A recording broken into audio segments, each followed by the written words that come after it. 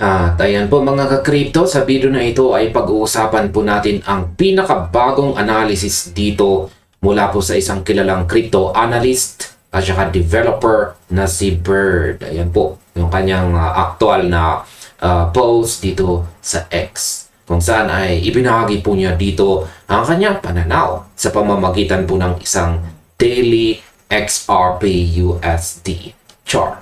Nandito po yung kanyang chart.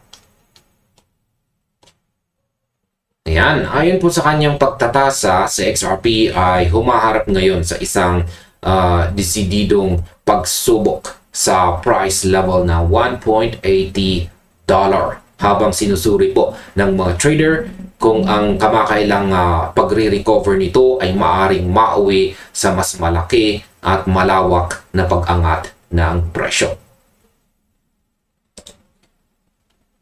Ayan, sa kanyang ipinakitang chart dito, tinukoy po ni Bird ang dalawang pangunahing price ranges na naghahati po sa kasalukuyang takbo ng asset.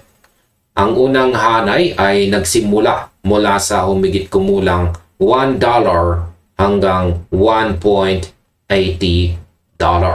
Ayan, ito po yan, yung nakalagay sa red na kulay red na kahon. Ayan.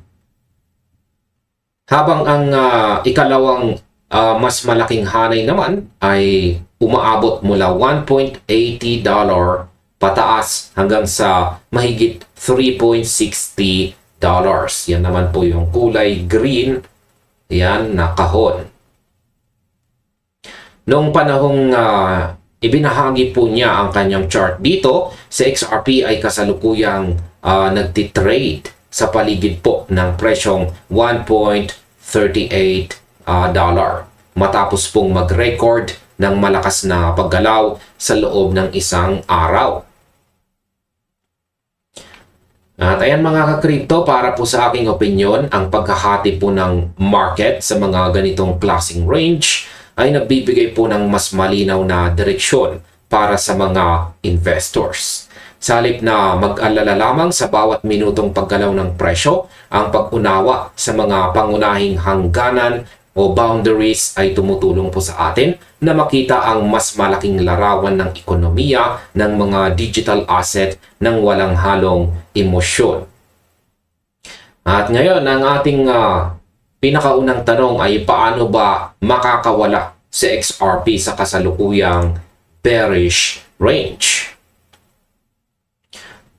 Inilarawan po ni Bird ang zone mula po sa presyong $1 hanggang $1.80. Ayan po, bilang isang bearish range na kinakailangang takasan o malampasan na XRP upang magbago ang takbo ng laro. Kinilala po niya na ang asset ay nakaranas na ng isang malakas na paglundag o bounce mula po sa pinakamababang bahagi ng hanay na ito. Ngunit iginiit niya na ang mas mabigat at mas mahalagang pagsubok o test sa technical na aspect o technical na aspeto ay naghihintay pa rin sa hinaharap. Ngayon, ayon kay Bird, ang presyong $1.80 ang pinakamahalagang antas sa buong chart. Dahil ito ang ating nagsisilbing mababang hangganan ng mas malawak na trading range noong mga nakaraang buwan. Ayan po ulit. Dito po yan, $1.80 na price range. Nakikita niya ang price level na ito bilang isang posibleng support and resistance flip. Nang ibig sabihin ay kapag matagumpay na nalampasan ang presyong ito at nanatili ito bilang support, ang buong structure ng galaw na XRP ay tuluyang magbabago. Sa aking opinyon naman, ang mga ganitong uri ng technical na antas o price level ay hindi po basta-basta nabubura sa isang iglap lamang. Kailangan nito ng sapat na volume o tuloy-tuloy na demand mula sa market upang patunayan na ang mga investors ay handang suportahan ang mas mataas na pagpapahalaga sa bawat token. Ang simpleng pagpindot sa numerong ito ay hindi po sapat. Ang pagpapanatili ng presyo sa ibabaw nito ang tunay na sukatan ng tagumpay. Ngayon ay ano po ba ang mangyayari kapag naabot na ang mas mataas na range? Ayan, ang pangunahing thesis o paninindigan ni Bird dito ay nakasentro po sa ideya na si XRP ay kailangan munang umabot sa $1.80 na presyo bago natin asahan ang isang matatag at tuloy-tuloy na pagbabalik sa mas malawak na bullish range na nakaposisyon po dito sa kanyang chart dito. Sa kanyang ibinahaging chart dito, ang mas mababang range ay nakamarka po sa kulay red. Ayan po, yung kulay red na kahon, $1. Nag-umpisa po ito sa $1 hanggang $1.80. Habang ang mas malaking kahon dito, ayan, ito naman ay kulay green at ito po ay mula $1.80 at umaabot po ito sa $3.60. Binigyang diin ni Bird na sa sandaling si XRP ay opisyal na matanggap at magpatuloy po sa loob ng mas mataas na range na ito dito, magkakaroon po ng malaking space para sa mga susunod pang pag-akyat. Partikular po niyang tinukoy ang mga susunod na price levels tulad po ng $2, ayan, $2.50 at saka $3. Ayan po, bilang mga pangunahing zone na maaring marating ng presyo matapos po ang matagumpay na pag-reclaim sa $1.80. Para sa aking opinyon, ang pagkakaroon po ng ganitong malinaw na target ay nakakatulong po sa pagbuo ng tamang strategy. Ngunit dapat din nating tandaan na ang market ay laging may dalang mga hindi po inaasahang pagbabago. Ang pag-akyat patungo sa mga all-time high na region ay mangangailangan po ng mas matibay na pundasyon at pagtutulungan ng buong community ng mga gumagamit o users at investors sa buong mundo.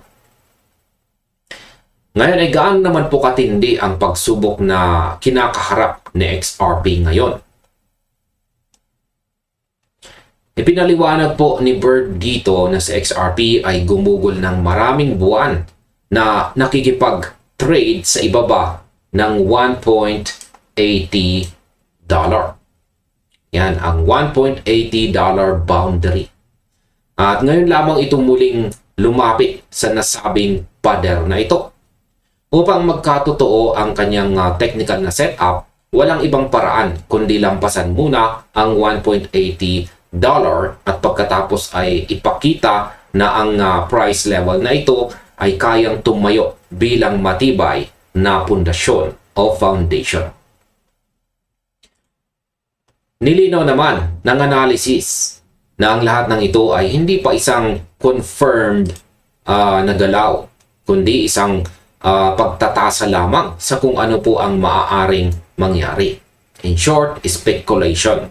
Tinukoy po ni Bird ang $1.80 bilang ang pangunahing labanan na magpapasya kung si XRP ay mananatili sa loob ng mababang trading range o kung kaya ay babalik sa mas malawak na zone dito po sa pagitan ng $1.80 at saka $3.60.